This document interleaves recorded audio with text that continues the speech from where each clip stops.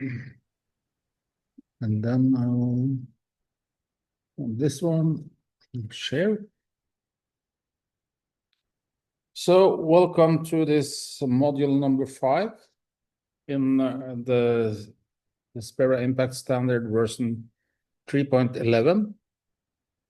At the end of today, I have some exciting news about what's coming even after this. So I hope you are able to join till the end. Module number 5 is about onboarding for project developers. And the subtitle is "You're not building a project, you're building trusted climate infrastructure." And that's what we're into. So we are now here, the first part of a journey with many steps for a project developer, with a project developer onboarding. To issue a smart credit, you must first build the smart infrastructure. Hopefully, we have built that for the project developers. You know, we're not a project registry because, as you can see, the registry is like the smart credit issuance on the second last box. We are a full infrastructure protocol that covers end to end. And this module should cover end to end also for the onboarding process. It will cover how we finance the projects, make them liable only when it passes validator approval and hits different milestones. We will go through, learn about a little bit about how we align legal structures, emission reduction purchase agreement triggers, free prior and informed consent protocols, and the MRV or the set K MRV with our onboarding. Completing the onboard unlocks also the DAO governance access. It will give access to smart ARPA export and institutional credit pathways. The learning objectives with this module is to understand the 8-phase onboarding pipeline from design to issuance. One should learn how to implement and why we are implement dual structure with the Liechtenstein Venture Cooperative plus a local entity for legal and land compliance. We're going through how we prepare and validate project documentation, legal, FPIC, MRV, SDGs. We are integrating and we're looking into how we integrate and configure a smart ARPA through the SPIREX cloud. Then we're looking into how we align co-finance, equity, and governance milestone, and then assemble and submit a validator-ready audit bundle. So this is the objectives for this module. This module is for several types of groups, but it's no matter where you're located or which method. Our standards was built to meet everyone wherever they are. If it's nature-based developers within afforestation, reforestation, restoration, REDD+ mangrove and wetland recovery, seaweed, everything that is nature-based. If it's technology-enhanced projects like blue carbon, engineered removals, IoT integrated MRV, satellite sync baselines. So you're like in the technical department or a GS department. If we can also have this model for community COPs or indigenous partnerships, land right-based development, culturally grounded concept models. It's also for public-private partnerships, local governments and NGOs seeking sovereign compliant structures. And finally, for institutional developers, which are building portfolios across borders with verifiable trust and DAO participation. So this module can cover a lot, different sort of people and where they are in an organization. It should cover everything that you need to know to onboard a project. The first we should just come into is how we have built up this model. It's a model where we use a local entity, which is a subsidiary of a Liechtenstein venture cooperative.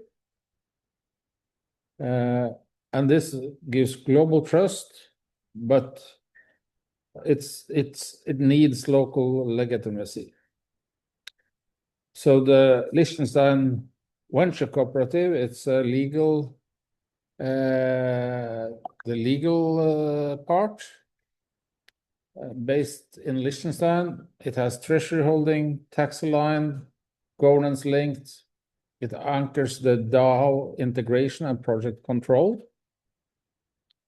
The local entity could be an NGO or a subsidiary or a cooperative.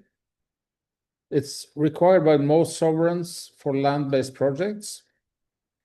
It holds community-facing roles. It facilitates the FPIC and local contracts. It also connects cultural, ecological, and legal knowledge to the CIS, the Spera Impact Protocol. Together, this structure created trusted two-layer infrastructure compatible with the Paris Agreement credit mechanism, the CSRD, and Article 6.2 and 6.4 under the Paris Agreement. This is our 8-phase project pipeline. We start with a screening where we look at land, legality, host country status. Then we have the legal and entity structure with the LVC and the local subsidiary verification. We have stakeholder engagement and FPIC, getting consent, grievance systems, equity. Then we have the MRV and the method integration, which is tech, science, how we structure the MRV.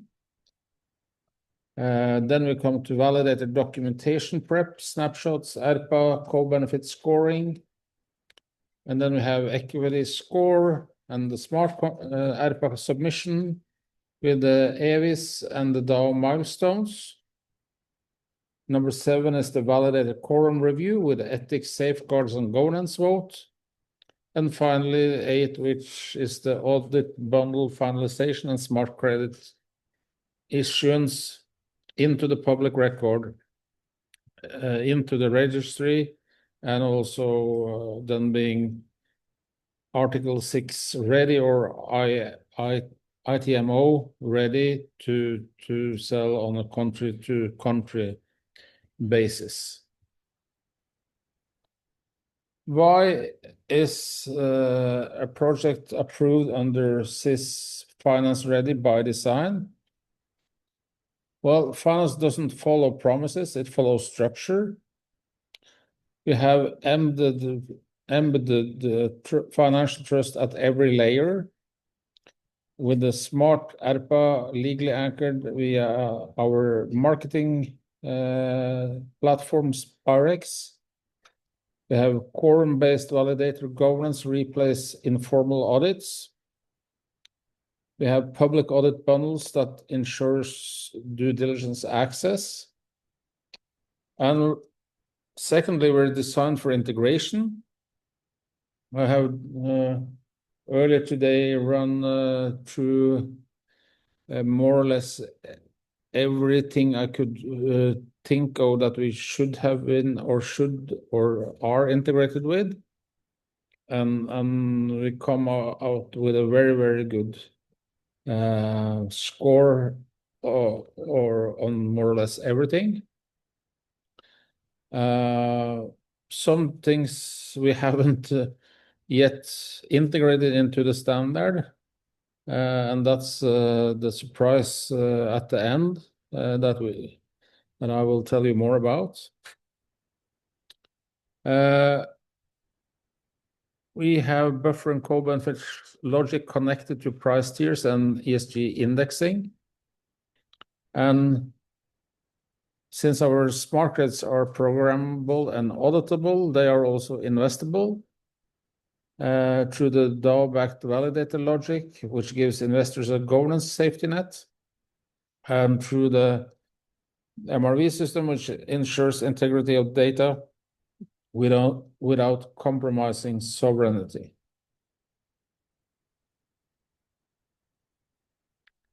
When we come to the legal and land tender validation, if there's no legal clarity, there's no climate credibility. So tender validation is non-negotiable. It must be submitted a clear, verifiable proof of land rights or use rights through copies of agreements, etc. Accepted forms are, for example, titles, leases, cooperatives, traditional recognition like with validator approval. Then we need the host country endorsement or mirror structure. This is required for Article 6 or sovereign registry export. And the LVC must align with national legal frameworks where required. What validators will look for is authenticity and chain of custody of documents, legal consistency with LVC and Smart ERPA, and sovereign conflicts of interest or contested land risk. When we come to the MRV integration and the zero knowledge MRV setup, it's very easy if the data cannot be verified or must be hidden, we will make both possible. The MRV design is flexible, but we for the project that we will be running, we'll use a 5-layer approach with the IoT sensors in the ground, with on-the-ground apps or PMRVs, then with DJI drones, then with the satellite layer from Orbify, and on top of that, that we have the AI and machine learning layer. Then, if somebody wants to have less, well, as a project developer, they can, but we don't recommend that. The MRV ensures secure proof. It hashes monitoring data into cryptographic bundles. Validators approve based on hash, not raw location data. And it protects sensitive zones, indigenous sovereignty, and conflict regions. All this comes integrated with the validator dashboards.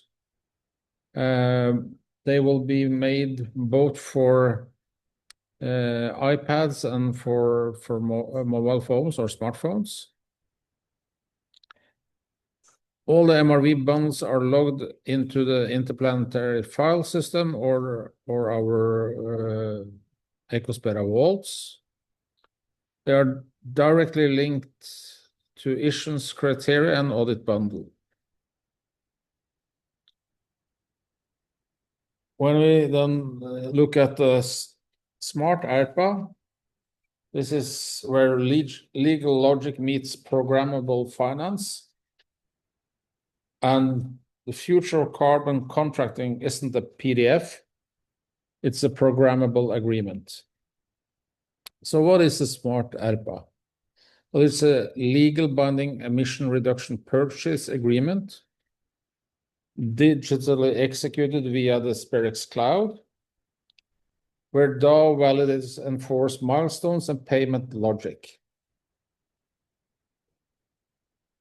What's inside this contract is co-benefit performance clauses, payment triggers based on validator events, and embedded legal metadata like land rights, registry type, Article 6 tags, letter of acceptance, corresponding adjustments, etc. What this enables is triggers for disbursement and issuance, immediate compliance signals for buyers and sovereigns, and with the SID and the IPFS storage, there's zero trust validator auditable contracts logic. How will this then unlock capital? Well, that happens when we have reached the co-finance milestone. And finance isn't then start of a pitch, it starts with the proof. So what will then trigger finance in our platform? It's that the smart contract is uploaded or available as SparX. We have CID linked to validated dashboards. Governance milestones have been met. And DAO validators vote to confirm co-finance readiness. When this has been approved, it gets a stamp that this is co-finance ready, and that's when we can go out and finance the project with investors, finance it ourselves, or through this ARPA contracts. What funders will see is legal clarity.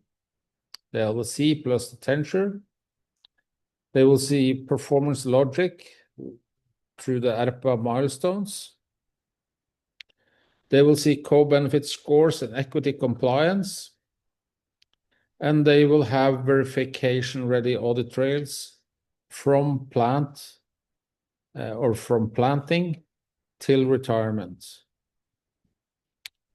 After this certification, projects will be listed as finance eligible. They will be eligible for DAO mapped buyers or syndication pools, like the Article 6 pools. And it can issue smart credits after final audit.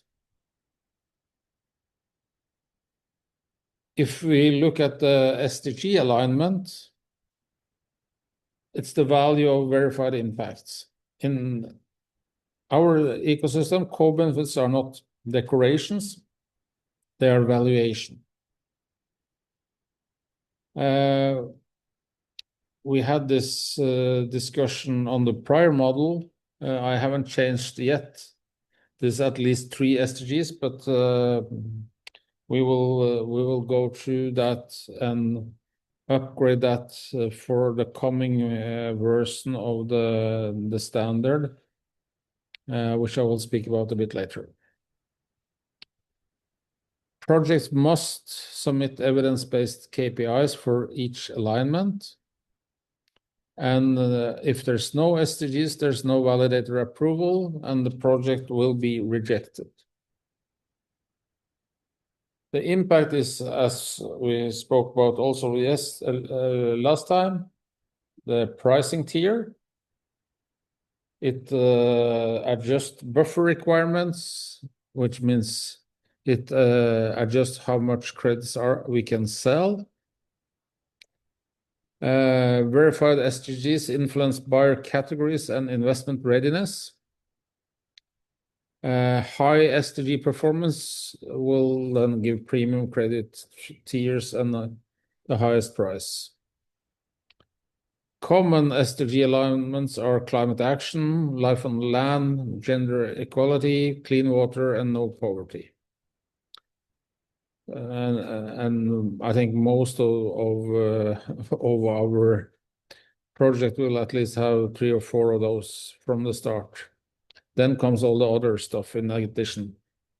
So I think there's no problem with us setting the minimum to 5, maybe even more.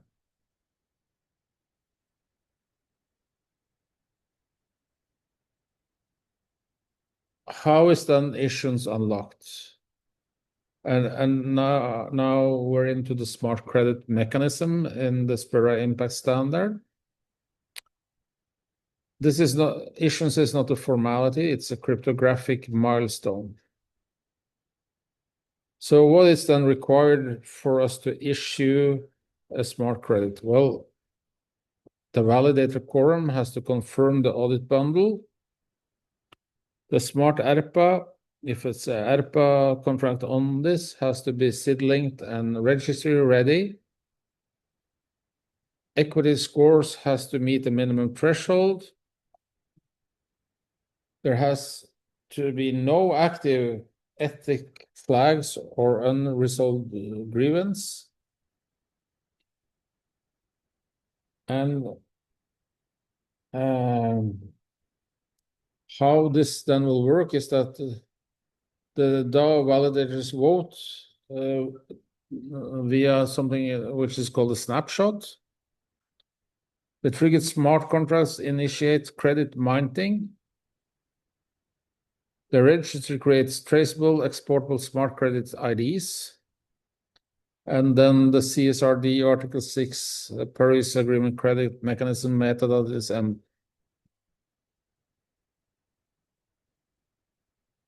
after the issuance, credits will be viewable by sovereigns, buyers, and CSRD-aligned investors. Tags will define compatibility and audit trust level.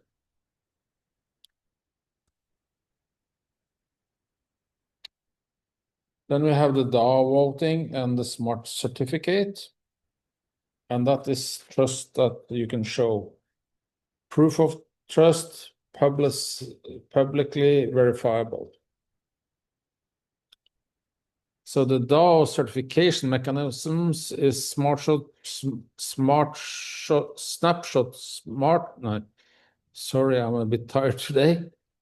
Snapshot vote by DAO validator quorum. It must meet validator alignment, ethical integrity, and audit quality thresholds. There has to be no red flags or unresolved ethic memos delay votes.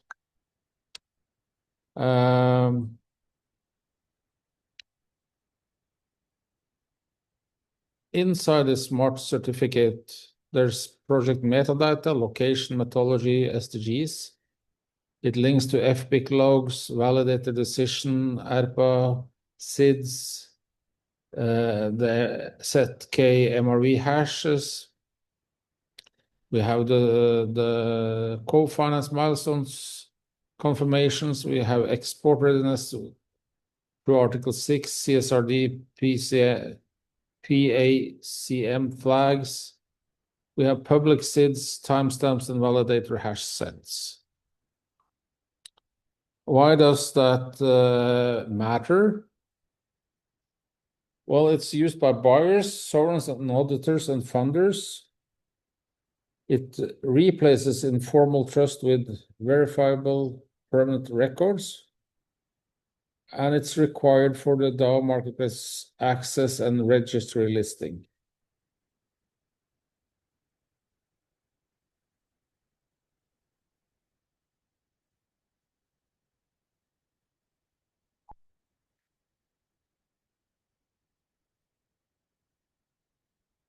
I have mentioned this red flag and the ethic review. If something feels wrong, the system will listen before issues happens. If issues has happened, it will be put on hold till the red flags or has been reviewed, and then the validator has decided. It could, for example, be missing or falsified FPICs. There could be grievance unresolved or silenced. There can be legal inconsistency, potential and land disputes, and it can be incomplete or manipulated MRV bundles. The validator logs ethic memos. As I said, projects enter into auto pause, no issues.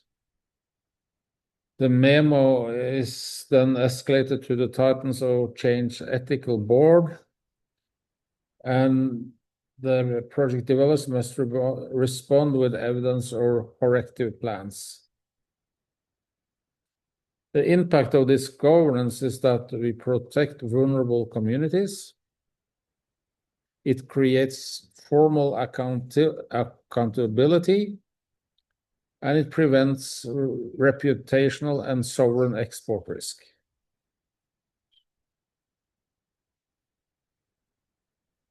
So how is Spera Impact Standard aligned with the Paris Agreement crediting mechanism, the CSRD, Article 6?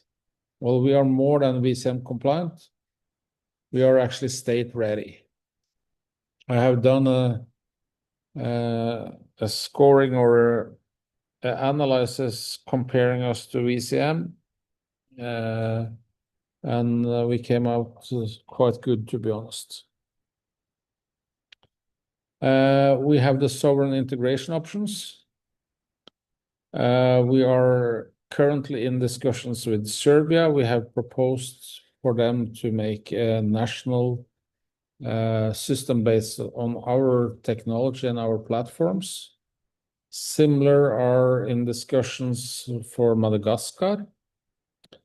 And when we have the first nations up and running, we will see how we can take this even further. The mirror entity model for sovereign is controlled by the Article 6 export. And we are fully compliable with the Paris Agreement crediting mechanism logic and Paris-aligned tagging.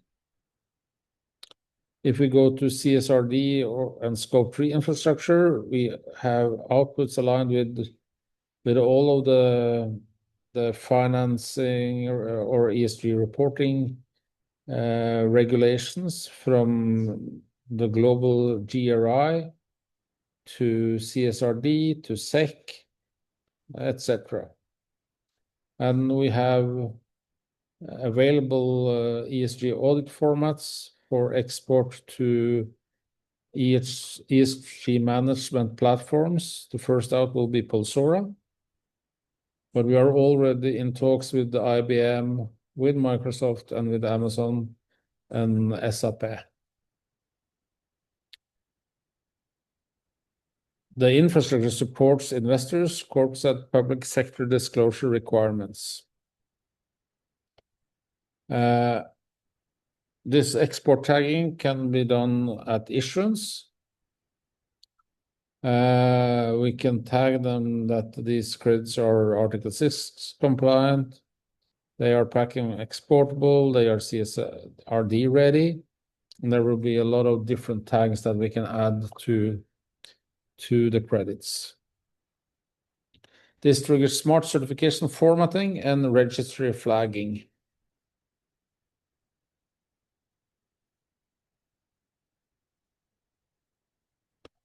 One of the things that has been most important for me is the auditability. Because if we look at the legacy solutions, they are not auditable how I, as with the like a 40-year background as a CFO, would have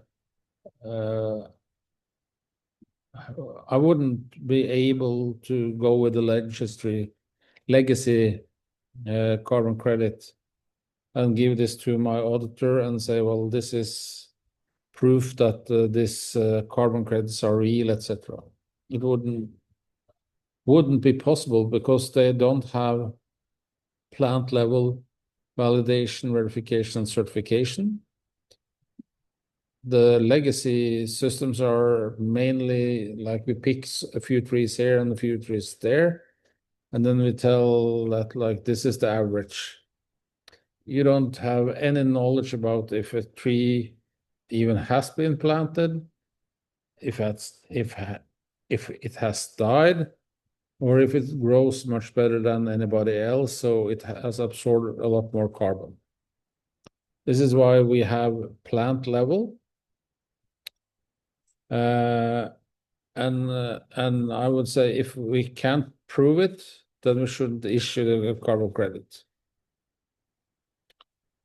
In the audit bundle, there are land and tenure documentation, FPIC logs, grievance summary, MRV hashes, validator review notes, DAO votes, ARPA, SIDS, SDG scores, issuance record, and more. It's stored in the interplanetary file system with the smart certificate ID. It has read-only access by buyers, sovereigns, and auditors, and it's linked to the registry, to the DAO, and issuance logs. The reason this matters is that it forms the compliance base for Article 6 export, which is super important because that's where we will get the most paid as well for the credits, which will give more to the local communities and will make us able to reinvest even more. It makes credits defensible under CSRD, ESRS, GRI, SEC, etc., both from ESG and a legal review. And it enables traceability long after issuance. In our case, with the yearly recertification, the traceability will go for up to 40 years at least, and it can be longer if that's wanted. So when we are to go from concept to submission, it's a project snapshot exercise. The first proof of point of your project isn't a pitch, it's your snapshot. And what should we include in the snapshot, or often called a project note? Well, it's project location and method. It is legal status related to land rights. If there's a national approval about the LLC and the local partner or local subsidiary. There's a stakeholder map and an FPIC plan. We have the design for the MRV and the co-benefit logic. We have installed SDG alignment. There's ARPA readiness or concept for that.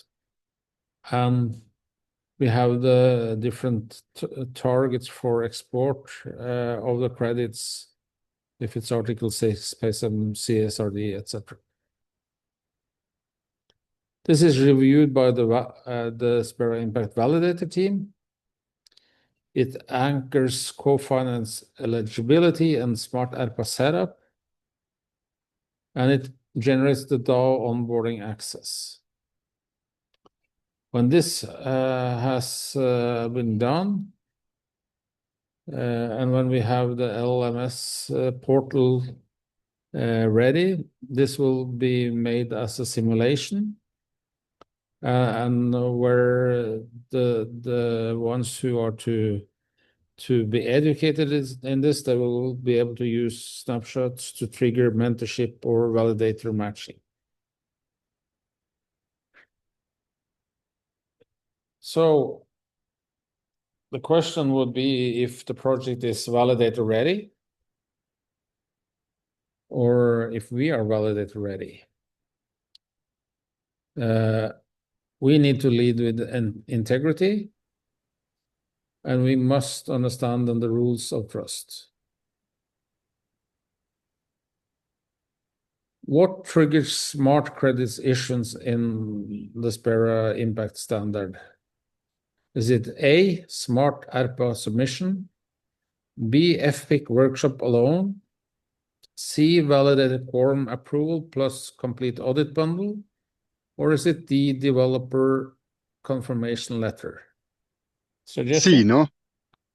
Yeah, it's C. Validator, yeah, It's C. validator quorum.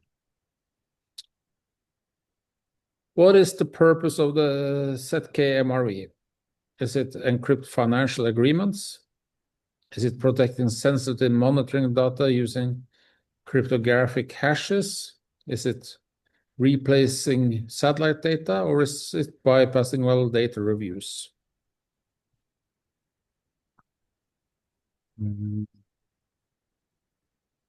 I would say it's A, but also like B could be something related, no?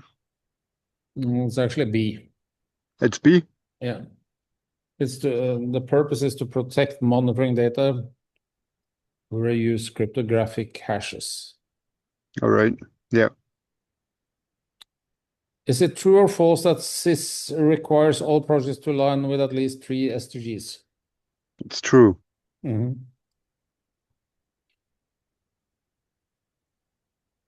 Correct.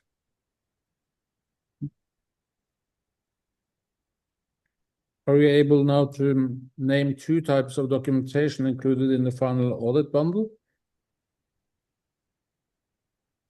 2 types of documentation included in the final.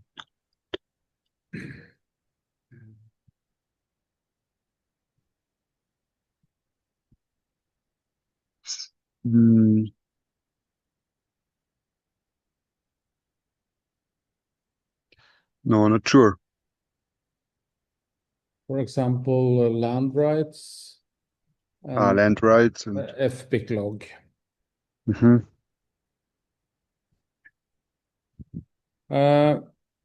What happens if a red flag is raised by a validator during the onboarding process? that it has to be like reviewed, and then yeah, depending on if it can be resolved, it can go through, but if not, then it won't, no? What happens is that issuance is auto-paused, and then It's auto-post. there will be a review, and then the validator will decide if it's to be that the developer has to do something, or there are other steps that needs to be taken to reset and start issuing again. All right. Yep. So what you now know is that you don't, as a project developer, you don't manage a project.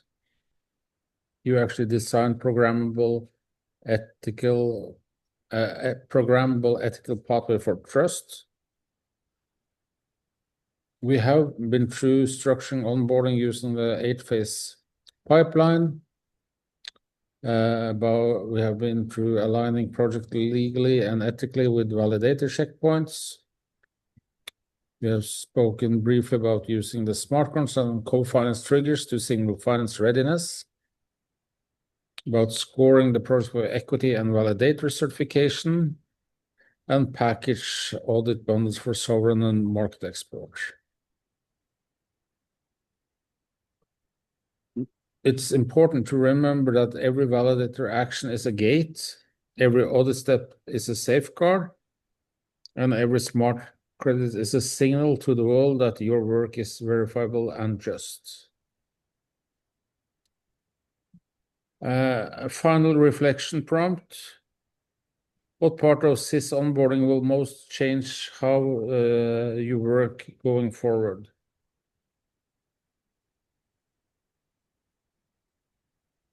That it's ready to use, no? Like, Yeah, but I don't know if you have done projects prior, but if you think about how projects have been done up to now, any idea? mhm. I mean, it's a lot of paperwork and there's no real trust, no? It has been very manual, very Yeah, little traceability, very little transparency, and we yeah, have changes this with the giant steps.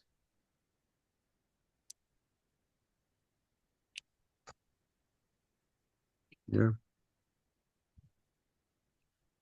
Without structure, risk multiplies. When projects fail, it's rare due to intent, it's due to missing structure. Without the Spera Impact Standard, projects often face no validator review, which means issues are delayed or buyer rejection. You have weak or absent FPIC, that's reputational risk, ethic violations. There's missing legal clarity, which blocks finance and land disputes. There are no audit trails, which means no access to sovereign or institutional buyers. And there are informal ARPA contracts, which is unenforceable or ignored finance terms. We provide with SIS, we provide validator governance and ethic escalation. We provide smart ARPA that are enforceable via Spirex. We have audit bundles with SID traceability. All documents are available on the interplanetary file system, fully open, fully transparent.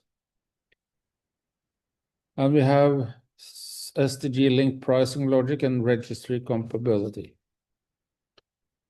The result without the Spera Impact Standard is project de-risking becomes investor-led. Communities are excluded or harmed. Credit fails to meet Article 6 or CSRD standards, and buyers withdraw or due diligence fail. So now we have spoken about the project developer implementation or onboarding. Of course, this is just like scratching in the outer layer. We will have a much deeper process when we start onboarding projects, but it's just to know why and how, etc. The next we will do in the next model on Friday is that we will go towards the marketplace. So when a developer has built the project, then we will see how we can connect this to the rest of the world. Module 6 will cover institutional validator layers and syndication flow. It will cover smart credits access to DFIs, sovereigns, and corporate buyers. It will cover DAO curated credit baskets and buyer segmentation.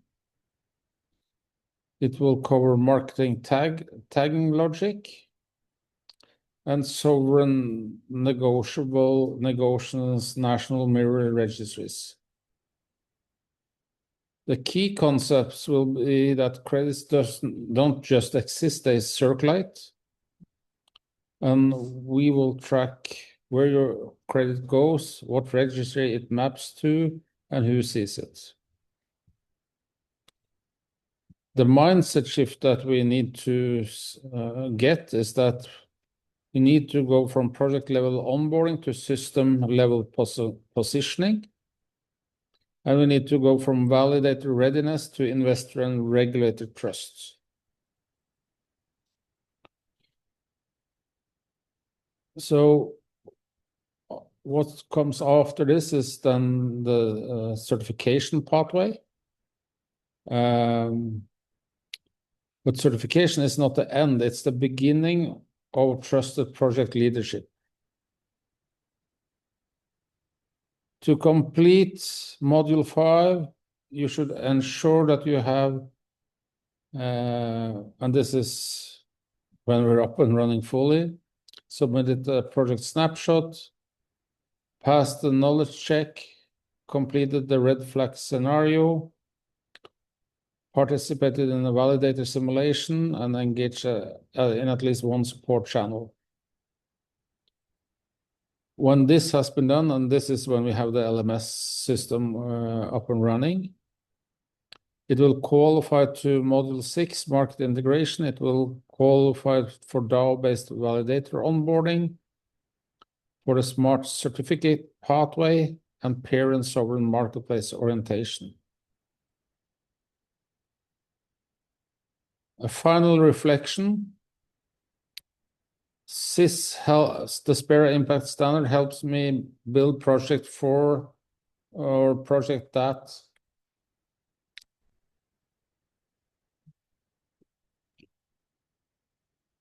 It's fully integrated in a living infrastructure, which is transparable, which is with a clear legal structure. It has like all the components like completely written into its code, no? Yeah. Very impressive. So just to, well, I hear you say it's impressive, it's a lot, but I have had, today I have reviewed more or less every possible method or logic or guideline or whatever is out there in this market. So let me see, I'll just stop the share. Then we'll see here. It's basically like everything is set up and project developers only have to fill in the contracts, no? Like Yeah. So what I want to show you is that we are not stopping here. I have done, as I said, deep analysis today, and we will launch the next release, version 3.2. We'll have an October release. The goal is to have it finished by end September. It will then ensure full alignment with the VCMI Claims Code of Practice 3.0, just released a short time ago. It has also all included cross-standard protocols, ICAO, and new social and governance insights. We will include the VCMI tier mapping integration, buyer-side policy advocacy disclosure requirements, buyer assurance enabled through the Spera cloud. We will add something that we don't have today, and that's a retirement year attribution. We will add Visa My Assurance Provider compatibility recognition. The ICROA best practice alignment, CORSIA and ICAO phase 2 readiness and social equity, and LMIC project inclusion. We will look at fund governance and DEI alignment, and then green bond market interoperability. This results in 3 new chapters in the standard. The Visa compatible climate claims architecture, bioclimate integrity and assurance framework, and safeguard social justice and benefit sharing in carbon markets. In addition, it will actually be 21 new appendixes in addition. So Wow. that's what's coming. So there's no time for holidays at this side of the year. With the expanded scope of the Spera Impact Standard, we will have full integration of ISO 14093 for climate finance. We will have eligibility flags for blended finance and outcome-based instruments. We expand the typology, and we will be TNFD aligned for biodiversity, and we will also be aligned for CSRD Article 6 reporting compliance. The goal is that we will have done the internal reviews and will be able to launch it internally on October 15th. And then we do a publication and a release on November 2nd for the 3.2 version officially.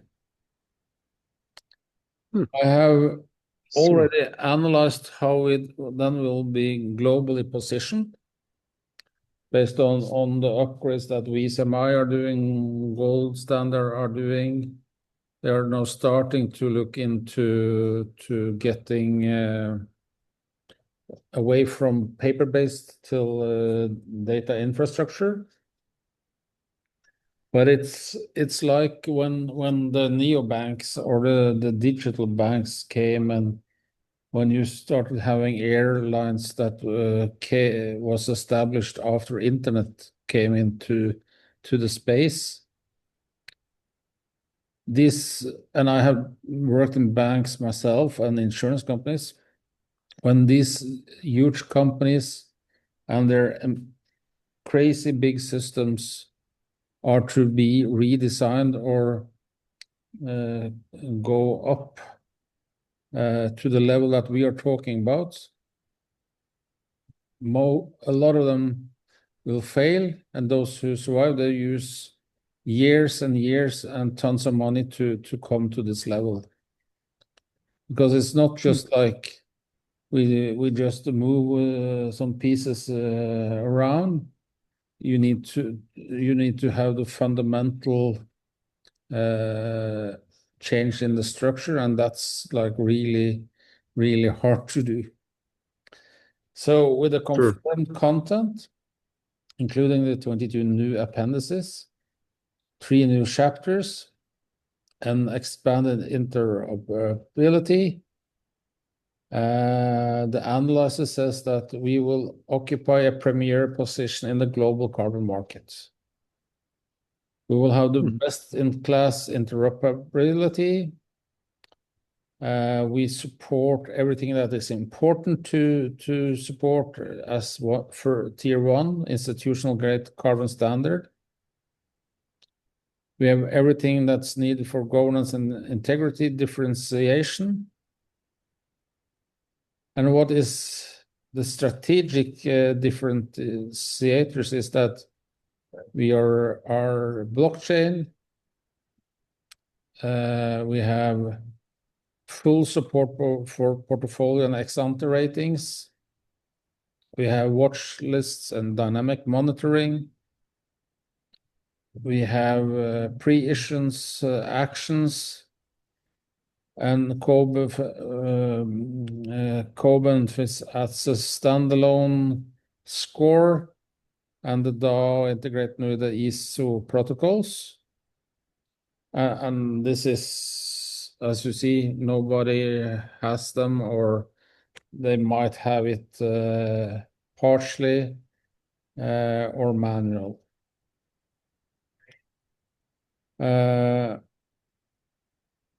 With the version 3.2, we will be positioned to adopt a sovereign aligned Article 6 registry layer, especially for Africa and Southeast Asia. We will be able to serve as a preferred protocol for blended finance project and climate bonds. And we will provide a reference architecture for next generation ICVCM compliant platforms. As a summary, Spera Impact Standard will be the most interoperable, impact verifiable, and governance secure carbon standard available as of late 2025. It represents a new class of climate finance infrastructure ready not just for compliance, but for integrated ESG risk and capital market operations.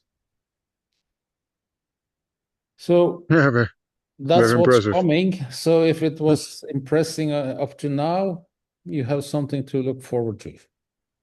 Yeah, no, it's really well thought through. Yeah. Very holistic. Very like it integrates all the legal layers, all the monitoring layers. It's very well thought through. It's really impressive. Okay, superb. Thank you for joining even us today. Yeah, thank you. On Friday, the module will be run at 6 o'clock European time. I'm out of the store, so to say. Yeah, So normal time again. normal time again. So All module right. 6 will be on Friday, and the last module, number 7, will be on the coming Monday. All right. Yeah. I have a small question. Yeah. For the DAO voting, Yeah.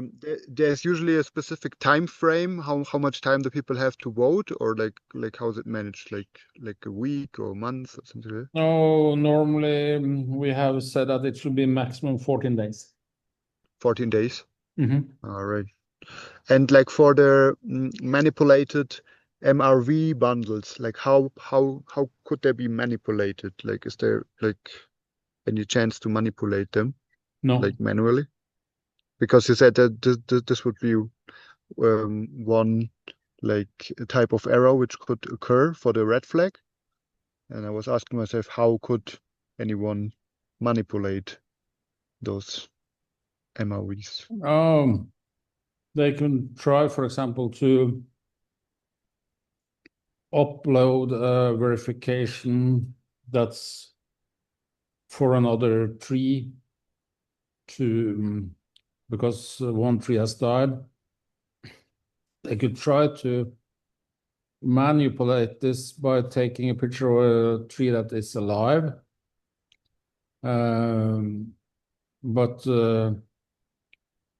because every picture has a geolocation, and we have a minimum 1.5 to 2.5 meters between all plants, every single tree will actually has its own unique geolocation. So it's almost impossible. It's more or less impossible, yeah. All right, that's good. Yeah, sounds very well organized, very well structured. Thank you so much for sharing. Well, thank you for joining, and have a nice day and evening. You too. A nice evening, and see you on Friday, no? Superb. Thank you both, and we speak soon again. All right. Thank you. Bye-bye. Bye-bye. Bye-bye.